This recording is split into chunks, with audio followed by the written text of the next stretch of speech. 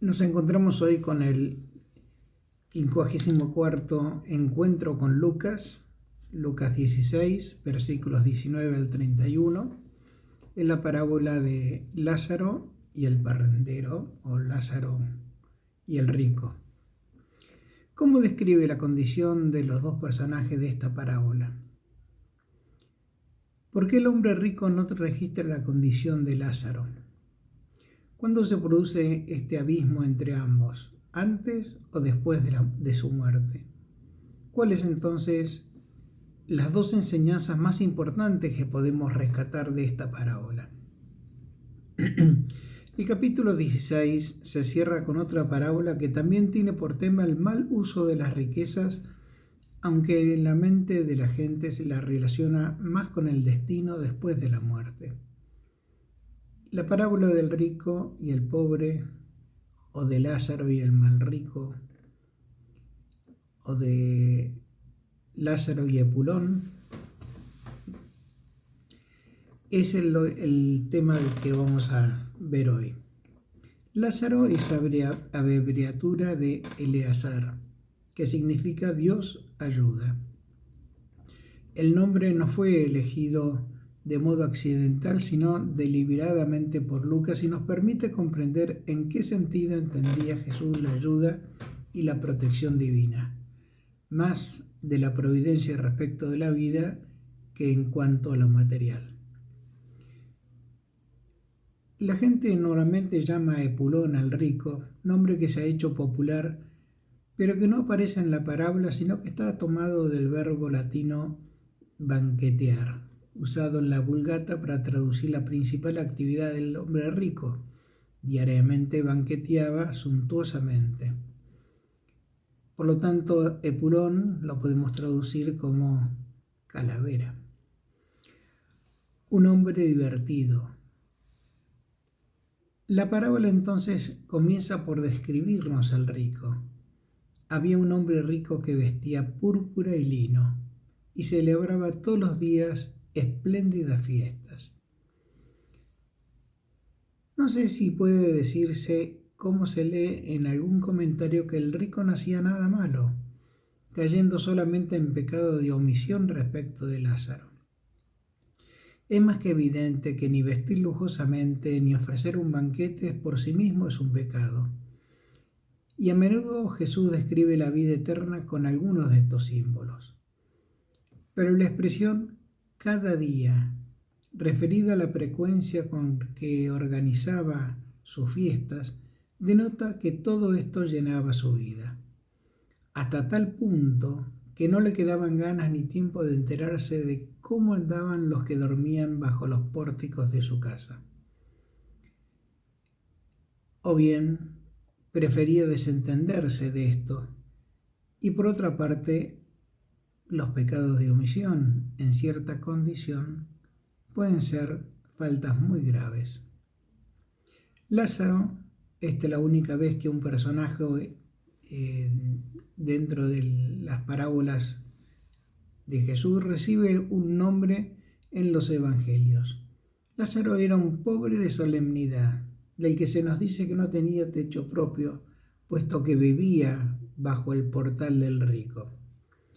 También se refiere a un hombre enfermo, cubierto de llagas, que padecía hambre tanto que ponía el corazón, es decir, fundaba sus ilusiones y sus sueños en recoger las migajas que caían de las mesas de los comensales. Una de dos. O tanto se derrochaba en la casa del rico que las obras bastaban para empachar a un pobre, o éste tenía tan achicado el estómago que unas migajas le alcanzaban para darse un festín. Entre ambos, sin embargo, hay un abismo ya en esta vida. El Evangelio dice que el rico no se preocupaba de Lázaro. ¿Dónde lo dice? En la alusión a los perros. Pero los perros venían y le lamían las llagas. La idea de nuestro Señor no es añadir a la lista de calamidades de Lázaro el ser acosado por los animales, sino el señalar que no era el rico, sino los perros, o Dios por medio de ellos, los únicos que aliviaban el sufrimiento del pobre porque el lengüetazo del perro cura las heridas. El rico establece con su despreocupación de los males del pobre un abismo sin puentes. Es un abismo afectivo y efectivo. Un abismo no definitivo todavía, porque con buena voluntad y gracia divina puede cruzarse el doble puente de la misericordia y la justicia. De la misericordia o compasión como en el corazón de los buenos ricos, que no pueden descansar tranquilos mientras ven a otros que sufren estrecheces extremas. Así, el buen Tobit comía en Nínive manjares exquisitos con lágrimas al ver la miseria de sus propios hermanos. Pero también de justicia, porque no solo las migajas de la mesa del rico pertenecen por derecho a los Lázaros del siglo, sino todo cuanto no sea necesario en esa exuberante mesa. Esta fue la gran lección que el cristianismo primitivo recogió de Jesucristo y transmitió a su civilización en misericordia. Hacia los pobres, los ricos tienen obligación de justicia. Para eso recibieron ellos, para eso recibieron en ellos la administración de muchos bienes, para hacer el bien a los que nada poseen. Jesús no condena la riqueza generosa, sino la que ahoga el corazón en un balde de egoísmo. Pues bien, la muerte visitó los lujosos aposentos del rico y también los desnudos pórticos de su casa. En los primeros reclutó a nuestro satisfecho Pulón, en los últimos al usuroso Eleazar o Lázaro. El abismo que el rico estableció en vida entre ambos fue respetado por la justicia divina, volviéndose sin embargo ya infranqueable para uno como para el otro. Del pobre, Jesús dice que murió y fue llevado por los ángeles al seno de Abraham. El seno es la parte frontal del cuerpo entre los brazos, y de ahí que reclinarse en el seno se decía de aquel que se reclinaba de tal manera en la mesa que su cabeza venía a cubrir el seno que tenía delante.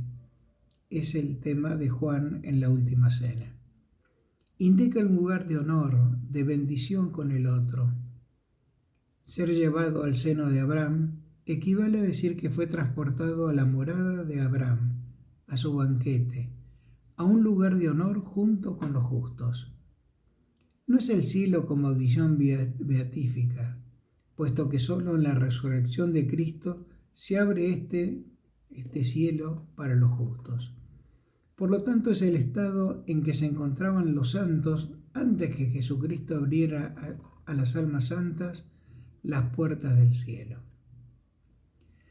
La naturalidad con que nuestro Señor alude a ese estado no definitivamente beatífico, pero sí bucólicamente apacible, deja en claro que sus coetáneos, sus compañeros de ruta, creían que los justos después de la muerte descendían a una región que no tenía nada de tenebrosa ni despersonalizante.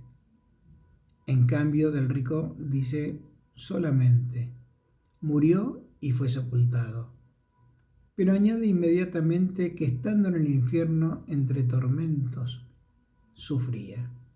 Jesús debió emplear la expresión Sheol, que aparece reiteradamente en el Antiguo Testamento, y lo describe en un lugar donde está el rico y al seno de Abraham donde está el pobre, como lugares distintos pero próximos uno de otro, tanto que pueden verse, lo que aumenta el sufrimiento del condenado. Pero estos diversos lugares o estados son infranqueables para unos como para otros. Entre nosotros y ustedes se interpone un gran abismo, de modo que los que quisieran pasar de aquí hacia allá no pueden, y tampoco pueden pasar desde nosotros hacia donde están ustedes. Esto es lo que hace decir Jesús a Abraham. El lugar donde está el rico, según lo que describe Jesús, es un lugar de suplicio, pues en él nuestro personaje está entre tormentos y entre llamas y pide más un simple gesto insignificante, que Lázaro moje la punta de su dedo en agua y le refresque la lengua. Que el rico primero pida compasión para sí y luego busque la conversión de sus parientes no cuadra con una condenación definitiva. Algunos creen, por esto, que no es el infierno como un lugar para los condenados definitivos.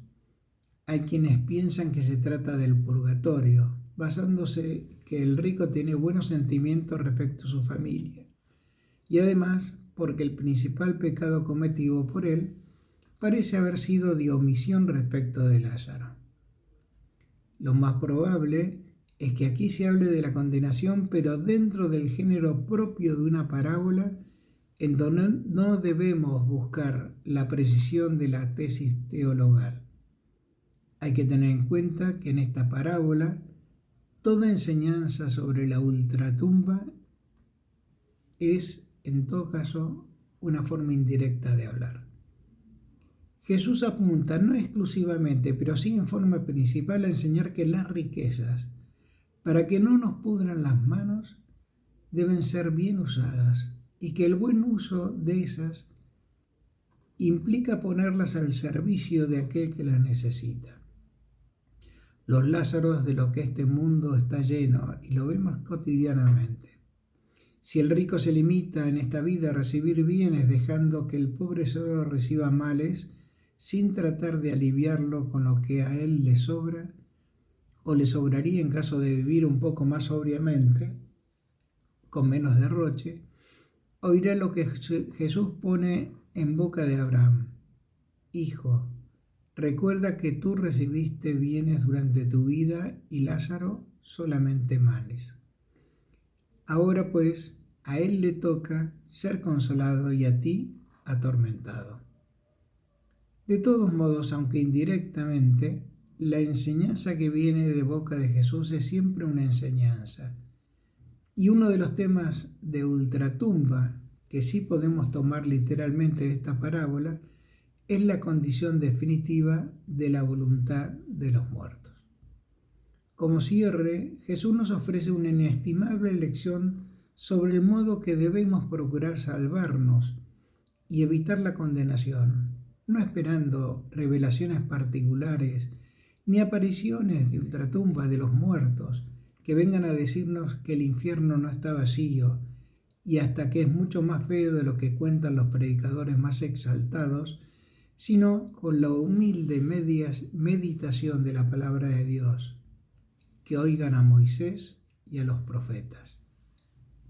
Porque si no se hace caso de la palabra divina, no se convencerán ni aunque resucite un muerto. Porque si no se hace caso a la palabra divina, no se convertirán ni se convencerán aunque resucite un muerto. Podemos decir que hay dos grandes enseñanzas en esta parábola: el uso de las riquezas y la dignidad del hombre. Las riquezas están para hacer una buena administración de estos bienes que se nos son dados.